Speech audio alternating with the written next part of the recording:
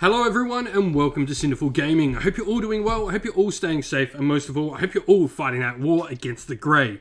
Today's video we're going to talk start collecting Warhammer Age of Sigmar, and today we're going to take a look at the new Vanguard box set for the Nighthaunt. In today's video we're going to talk about everything that comes inside this box set, talk about what all of them can do on the tabletop. We'll then take a look at some other units we can use to expand upon this initial box set and help us build our first 1,000-point Nighthaunt army list, which we will show a sample version of at the end of the video for you to use as some inspiration for creating your own Nighthaunt army, or indeed copy ours if that's what you wish to do.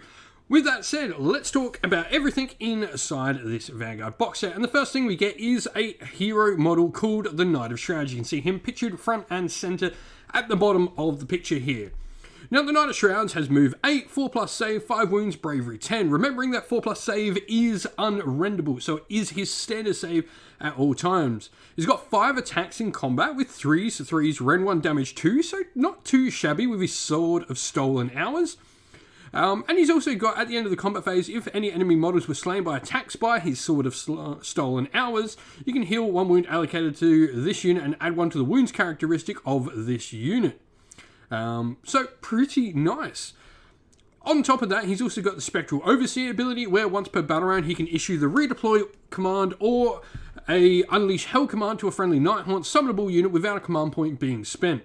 And in the combat phase, when you pick this unit to fight for the first time, you can pick a friendly Nighthaunt summonable unit, hold within 12 inch of this unit that is not yet fought, and that unit immediately fights after the Knight of Shrouds has fought. So, pretty cool. All in all, a solid hero. 135 points, he's not too shabby.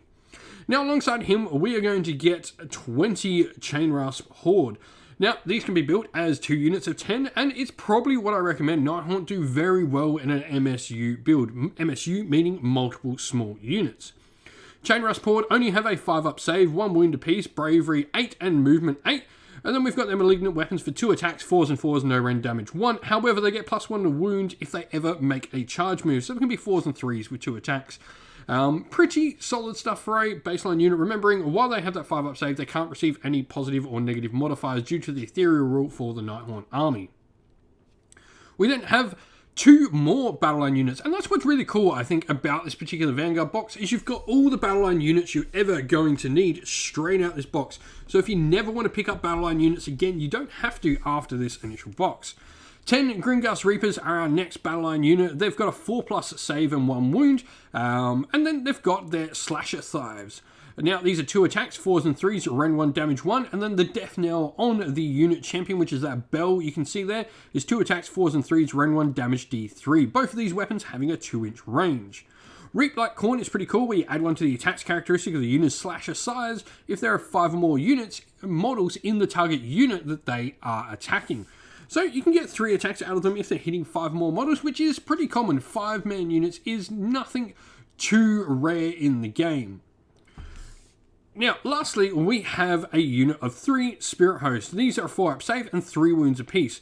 Their big ability is the Drawn to War, where before you allocate a wound or mortal wound to a friendly Nighthaunt hero, or instead of making a ward roll for that wound or mortal wound that would be allocated to that hero, if any friendly units with this ability within 3 inch of the hero, you can roll a die. On a 3+, the wound or mortal wound is allocated to a friendly unit with this ability instead of the hero and cannot be negated. So, generally, Nighthaunt's big issue is they don't have a lot of big wound heroes. What this allows them to do is allows you to take the hits on this unit instead, pretty much sort of giving you some extra wounds on all of your heroes. So really great at protecting your heroes. You keep these guys nice and protected right near those heroes. All in all, this is a really solid start for a Nighthaunt army. Like I said, it's got 3, potentially 4 Battleline units in it, as many as you would ever need for a 2,000-point army. With that said, let's have a look at some other units we can use to expand upon. And so, let's talk about some other units. Craven Throne Guard are the first unit I want to talk about. Now, they are a Nighthaunt shooting unit, and they're not the most powerful shooting unit in the game, but they do give Nighthaunt a different way to play. And what I particularly like them for is their ability to help clear out screens to allow your Nighthaunt units to get in and charge and use their Nighthaunt allegiance abilities against the units you really want to be getting them used against. Craven Throwing Guard have 2 attacks at a 12-inch range, 4s and 4s, rain 1, damage 1, and they don't allow your opponents to take cover saves against them, and they also don't require line of sight to shoot. They can also rally themselves back on a 5+ rather than a 6+, so long as they've got a standard bearer in the unit. A useful unit to have in your Nighthaunt army that allows you to do some really nice things and, like I said, clear out screens to get your Nighthaunt charging into the units you really want to. Speaking of units charging, the Tomb Banshee I think is a fantastic choice in Nighthaunt now. Cheap at 115 points, her Ghostly Howl ability is really cool. Where at the end of the charge phase you can pick an enemy unit within 12 inches of this unit and roll the dice. On a 4+, your opponent must add 1 to the number of command points that are spent to issue a command to enemy units that are targeted by this ability. And you get to roll, when you roll that dice for this ability, you get +1 if the unit you're targeting is terrified. A really, really solid ability here. This can stop your opponent being able to use all that defense while taking the debuffs from your Nighthaunt charges. Really cool stuff. Another hero to consider is the Guardian of Souls. This is a Nighthaunt wizard. Now, Nighthaunt do have a pretty solid spell lore, all things told, and he's not too shabby for a wizard in combat with 3 attacks at 3/3 to rain 1, damage 2. Pretty cool in combat. He adds 1 to the wound rolls for attacks made by melee weapons for friendly Nighthaunt units wholly within 12 inches of him, and his Spectral Lure spell is going to allow you to bring back models to your unit. So he's going to allow you to keep your numbers nice and plentiful, which I think is really solid for Nighthaunt. Lastly, let's talk about another unit. Now, this isn't a battle line unit. This is the Bladegeist Revenants. They can become battle line in particular sub-factions, however. Now, Bladegeist Revenants have a 4-up save and 1 wound apiece, and their Tomb Greatblade is 2 attacks at 3/3 to rain 1, damage 1, and they add 1 to their attacks if they ever charge as well. What's really cool about Nighthaunt is the fact that all their abilities pretty much proc off charging, which is definitely what you want to be doing with the army. I think this is a really cool set of abilities you can have for the army, and everything just sort of seems to work together nicely. With all of this said, let's take a look at how we can look to put all of this into practice for a single Nighthaunt force with the Vanguard box set as our core. And so, here is our little sample army list for the Nighthaunt. We've gone with the Emerald Host. I think this is just a good place to start with Nighthaunt for a nice, fun little sub-faction. It's going to continuously allow you to do mortal wounds to enemy units picked at the start of the game, which is just nice for picking off small wound heroes and getting rid of them nice and early. Now, we've gone for the Mortal Realm of Shaiish, narrative and grand strategy, hold the line, and a triumph for Bloodthirsty here. I really don't think +1 wound is the most important one. I think getting those charges off and ensuring you do is much more important with Nighthaunt.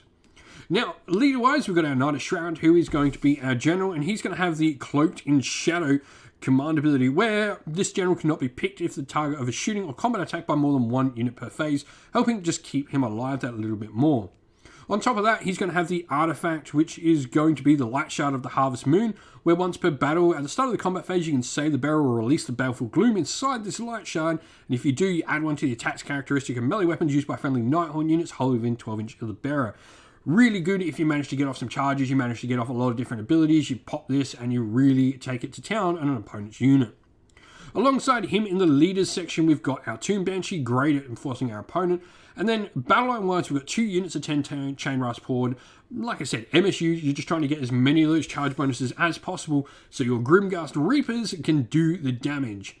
3 Spirit Hosts and then 10 Craven Throwing Guard make up the rest of the army. Craven Throwing Guard in there, they really are good at just clearing our opponent's screens, making sure we can get those charges into where we want to get them. And everything is all wrapped up nicely in a battle regiment, so it's a 1-drop army.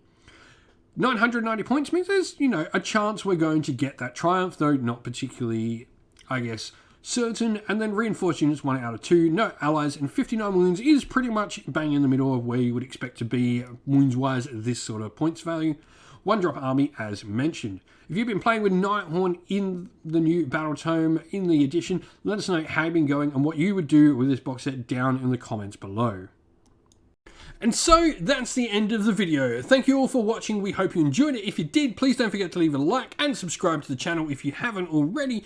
And drop us a comment down below letting us know what you enjoyed about the video.